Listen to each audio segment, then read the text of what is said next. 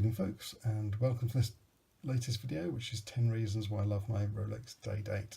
So this is an 1803 model from 1974, and the reason I went for the Day-Date was the day display at the top there. I love that feature, and having it in that place on the watch face I really like. That's the main thing that made me go for this watch.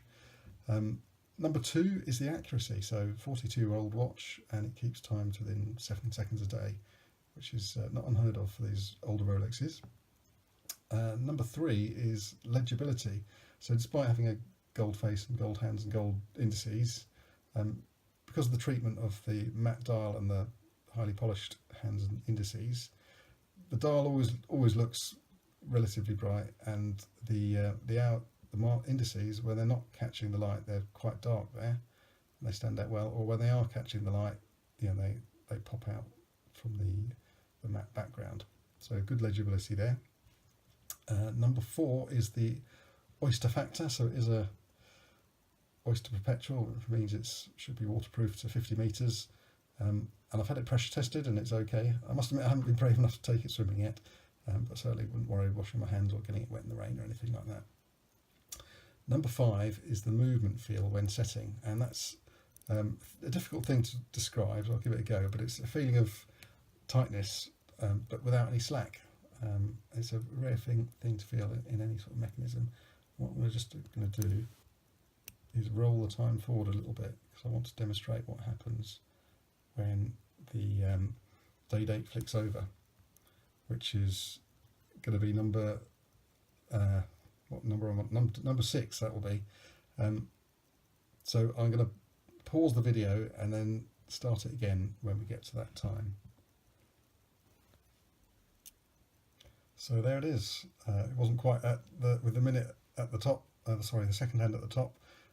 Just after 1 minute after midnight, both the date and the date display flicked over at the same time there. And on other watches, they sort of gradually change over between any time from midnight to 2 or 3 o'clock. But this one, yeah, they both go at the same time and just after midnight. So that was number 6. Now number 7 is the overall visual design, and it's a very classic design. And Oscar Wilde once described fashion as a form of ugliness so intolerable that they have to change it every 6 months. So it's a testament of the great design that it's changed so little over 60 years. They've changed the size of it sometimes, but the basic designs remain the same. Number 8 is the Rolex brand. So like it or loathe it, it's got great recognition from people who don't know about watches, but also people who do know about watches have a lot of respect for it. So yeah, both groups of people appreciate Rolex.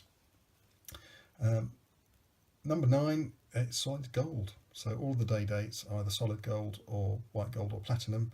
They didn't do a steel version. Don't know why they would have sold a ton of them, but it certainly adds the exclusivity of this model. Number 10, this one's a 36mm watch, and it wears larger than that. It helps that I've got slightly smaller wrists, but especially without the bracelet, it slips under the radar and it just oozes class and elegance on a black leather strap. And in my top 10 things, I always have an 11th, and currently these 1803s are fantastic value compared to the stainless steel Rolexes. And when the Rolex brand finally goes out of fashion, it'll still be worth its weight in scrap. So in summary, my collection's mostly about vintage digital watches, but this vintage Rolex has really won me over. Not just because of the basics, but the quality of design and execution through and through. It's a really well thought through product. Anyway, thank you very much for watching this, and see you soon. Cheerio.